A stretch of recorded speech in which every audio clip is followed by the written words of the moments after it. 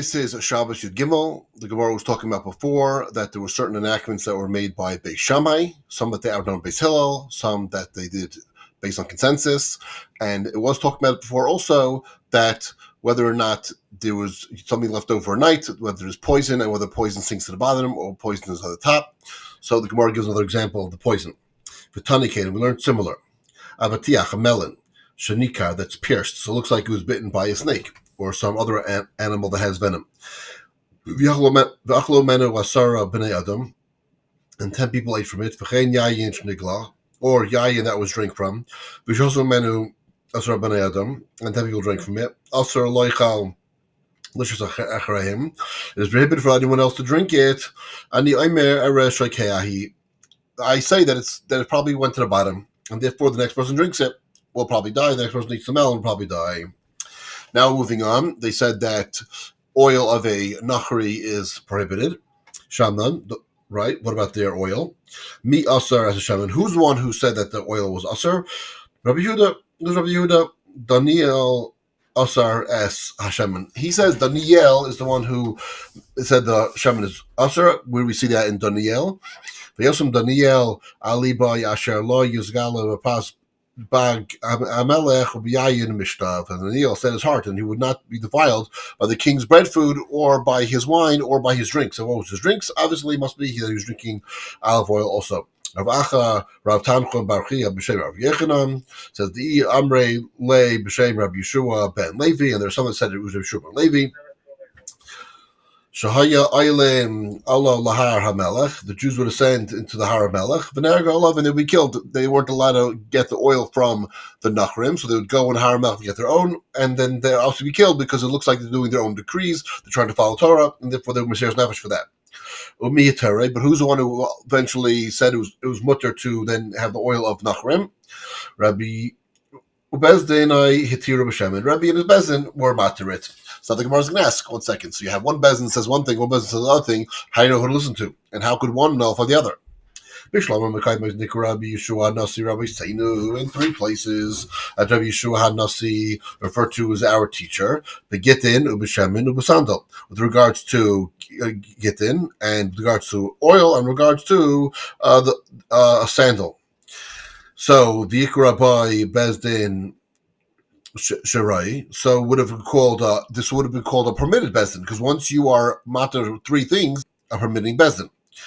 Shakal bezdin shahayavatel shloisha devarim hu nikra bezdin shrayu. Any bezdin that is mevatel 3 decrees and is makel for them is considered permitting court. Rav Yudan, Rabbi Shmuel said in the Rabbi Shmuel, bezdin aychalok Allah begittin. No, he really argued regarding gittin. So there was only really 2 things: it was only sandal, and it was only the oil. Rabbi Yenason, by Rabbi Yenason asked, "V'loi kain titnan we learned in the Mishnah she'ein bezdin yachal levatel divrei bezdin chaveri." But one bezdin cannot levatel the words of its other bezdin. Ad shehia gadol menu b'chachma u'b'minyan. Whether it's unless it becomes greater in its chachma or its amount. Now, I'm not sure. The amount is very easy because you could just have a larger bezdin, but I'm not really sure what it means as far as greater in wisdom, because it's got no dairis, and even if it's the same dar, how do we start judging in wisdom? Rabbi Bezdina Matira and Rasa Daniel and Rabbi was able to, and his Bezdin was able to be matir what Daniel did and his chevra, his assembly. Ella Rabbi Yechanan, Rabbi Yechanan quotes his reasoning.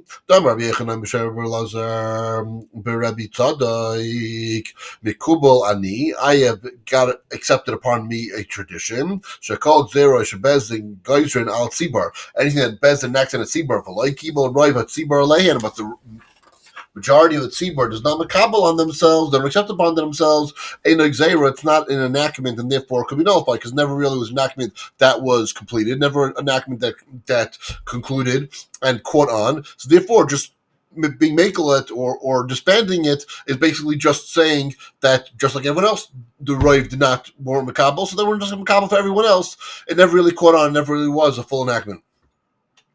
They investigated and looked at Gzei Shemin. Like people arrive at Tzibur, aleihin. They see that the majority of the tzibur is not accepting by themselves. So first of all, this is a question: how is it possible that the tzibur cannot accept what a bezin says? If a bezin says something, you have to listen. You can't have people just doing willy-nilly things and not listening to what a bezdin. Obviously, they have to listen to a bezdin. They have to listen when a bezdin makes a decree. They have to listen to it. So, what does it mean that a tzibur doesn't listen? It's talking about later on in other diaries when all of a sudden we see people are being makel in certain things because either the reasons no longer exist or for other reasons, and now they're being makel. So, when Roy tzibur is no longer being machmir in something and keeping what the bezdin says, then you could officially say it, enact it, and say we're going to nullify it because the tzibur is not following it anyway. Obviously, the tzibur at the time of the bezdin enacted it. Obviously, that tzibur kept it, and you had to. It's in next generations when it no longer applies the reasons, or when the reasons aren't as strict. If for whatever reason the people aren't as strict with this halacha, and then you realize that people aren't being strict, so instead of them stumbling or bumbling all the way and violating the words of the bezdin, you could then go ahead and take away that enactment, and you could nullify it. So that's probably what the Gemara is talking about. Yitzchak bar Shmuel bar Masra Nachas Lin Tzivin. Yitzchak bar Shmuel bar Marta went to Nitzivin. Ashkach Rabbi Simlai Hadroimi Yosef Dorosh, who went to Simlai of the south, who was sitting and teaching. Rabbi Abaisai Dina Hitir B'Shemim. Rabbi in his core permitted the Shemim. Shmuel Kibel Alayav Achal. Shmuel accepted upon himself and he ate. Rav Lechel. Rav did not want to eat. Amar Shmuel. Shmuel said to him, Achal, eat. The light came and knock siv Allah Zakin Mamre. For is it not to that I will sit and written in Zakin Mamre? I'll be considered a rebellious sage against you. You're not listening to the decree that we nullified. Amarle, Rav said to him, Ad Dano Tamanono Yoda Man Ire Alea. Well, I still hear in Eretz Yisrael, I already knew who objected to the decree of the oil. Reb Shimla Hadroimi, Reb Shimla from the south. Miu. So who is he? Who is he the one to go ahead and nullify it? So Marley said then B'Shem Gamrei. So did Rabbi speak in his own name? Loi B'Shem Rebbe Ubezinai. No, he really spoke in the name of Rebbe and his Bezin. He wasn't talking about himself. So you're right. Who was he? I agree. Who was he? Who is he? But Rebbe and his Bezin is the one who did it. So then Atra alive, Achal. So Shmuel continued to oppose him until finally Rav capitulated and he agreed to the nullification and he had the Yayim. But I say him, and also we're not allowed to have the daughters of idolaters. So Amar Rabbi Lazar says, it says 7 times, Loi Sischase and Bum, do not marry them. It says in Torah. The Torah is very specific. So it first of all, it's only one pasuk. So what's 7 times? I think the Gemara really meant to say 70 times because either it's like saying once the Torah says one thing, it's as if it's saying 70 times because the Torah is interpreted in 70 languages. So therefore, anything the Torah says really is as strong as it's saying as if the Gemara said it 70 times. Or 7 times because there are 6 similar verses to this, not to keep adultery and not to follow them and not to follow the Canaanim, etc., etc. So therefore, it says 7 times. The point is, the Torah says you cannot marry them, but we mentioned this before in the previous daf when it was brought up. So in here, the Gemara is also asking the same question. The Torah says b'feirush you can't marry non-Jewish women. So why do you have to say that you're not that you're astering them now? They're not allowing them. Rabbi Avin says, Laisar Shiva Amomim. It means the Torah is talking about the 7 nations of Canaan. Those you shouldn't, because those are specific ones in the Canaan. You shouldn't be like them. You shouldn't copy their idols, and Hashem wanted them to be wiped out and moved away and pushed out of Israel. You shouldn't live with them. You shouldn't marry them. You shouldn't be associated with them, assimilated with them, because you're taking over Israel, and you have to take over Israel yourself, and you can't have any influence on them. So therefore, that's why you have to nothing do with them. You have to destroy them, and to be nothing to do with them. Fine. I would think, though, that was the Canaanim. What about other people? What about people that are in Europe? What about people that are in the Far East Asia? And other people that have nothing to do with Canaan. They're not idol worshippers necessarily. Am I allowed to marry them? No. So now the decree was, do not marry any shiksas. Shiksas are prohibited. Tana Rabbi Shua Unya, Rabbi Shua taught, Loiser es B'tzeim. Really, it's talking about their eggs. In other words, you can't not only marry them, but what the decree also is that you shouldn't have any of their eggs. Whether it's talking, whether it's right now it's a reference to offspring, or whether he means literally their eggs. In other words, don't eat from their eggs. as in other words, don't have their milk, don't have their cheese, don't have their wine, don't have their oil, don't have their eggs. So Rabbi Shmuel Torah, he has Bas Anya, because when the Torah talks about an ostrich, he says Bas Anya, Zu. But obviously it's the ostrich eggs. So the Bas Anya means the eggs of the ostrich don't have the eggs from the Goyim. They'll think something else to add to the list: cheese, wine, oil, eggs. All right. Or it could be in Pashtus, don't have their children, don't procreate with them. Shikva Zaran, and their semen of idolaters. V'la Kain Amar Ravacha Rav Chanina b'Shem Yechanan, but it's not Ravacha Rav Chanina the type of Yechanan. Shikva Zarai shall go tire, but it's tar because there's always a little bit of urine in it. Because she after Lakshvar Zara, let's say, Spalai Mimei Raglayim, because it's not possible to come out without a little bit of urine inside it. So that will make it tar. The Alachos Balkari, so it's regards to a Balkari. Rabbi Ba Barav Acha B'Shem Rabbi says the name Rabbi Shaina Halachos ve'enoi Shaina Agados. A Balkari is not allowed to learn Gadatah, but he is allowed to learn Halachos. Tani B'Shem Rabbi Yesi, we learned in the name of Rabbi Yesi. Shaina could learn Halachos Ruglois, regular halachos will vatch loy yetzia as mishnah, but he can't elaborate them and start expounding on them. And we learned further, the Ismai Meimar also said, don't mention the name of Hashem when you're talking about the halacha. So the person that's stated Tumah, he should not mention that. So touching the shechazera of a guy would be the same thing, making the same tamei, and he only could learn halachas, only could learn them without expanding them. He cannot mention Hashem's name. It also says, Yal halichos eretz ha'amim, and with regards to laws pertaining to the laws of the nation. So, and the Tumah in regards to that as well. So, V'lai chein amar Rab Zeira Avina B'Shem Rabbi Yirmiyah, that Yosef ben Yair ish Sreidov, Yosef ben Yechanan ish Yerushalmi, Yosef ben Sreidov and Yechanan the man of Yerushalayim, Gazru, they were all enacted a decree, Tumah al Eretz Ha'amim, that the land of nation is impure, Vial Clay Zuchuchim, and on their glassware. In other words, so what does it mean? It means on their vessels. So when it says that the nations are tummy, it means that their vessels are tummy. Rabbi Yechanan Amar Rabbi Yehuda ben Tabai.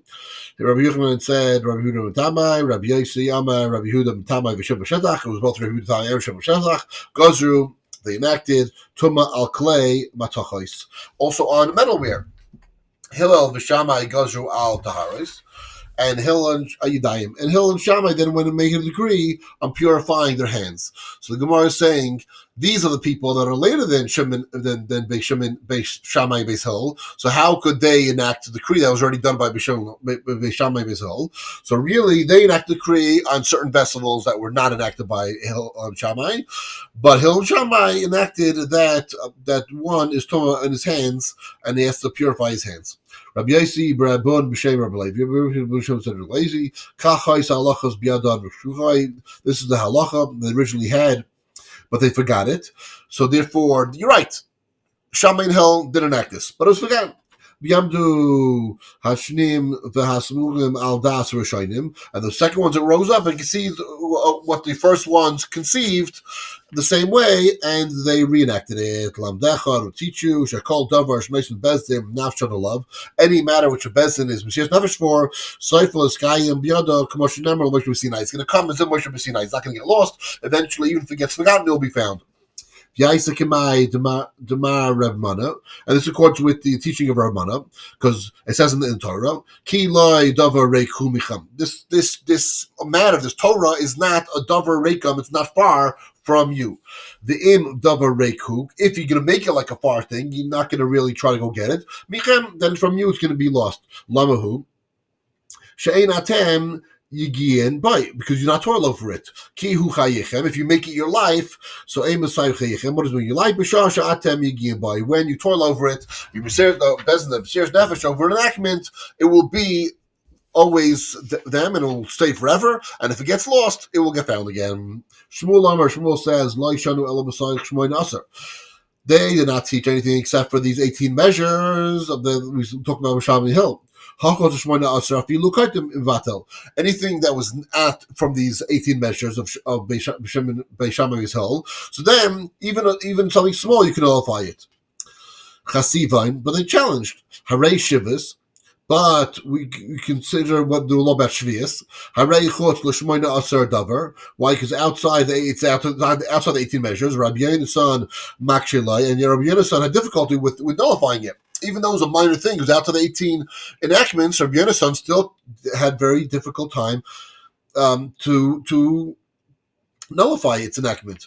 Rabbi Krisuda b'shem Rabbi Yechanan. Rabbi Krisuda said the name of Rabbi Yechanan. Rabbi Gamliel Ubezin, Rabbi Gamliel is Bezin, Hetiru be'Isser Shnei Prakim Roshanim. Rabbi Gamliel and his court permitted the prohibition in two earlier periods of Pesach and Shavuos. Rabbi Yonasan Rabbi Yonasan asked, Loi Kain Taninan, but we learned in the Mishnah, She'ein Bezin Yachal Abatel is Dibrei Bezin Chaveri, but one Bezin cannot be Vatel the Bezin of its fellow Bezin. In the words of his fellow bezin, Ella im kain gadol menu b'chachmas minyan. Only if you're greater in number or in chachma.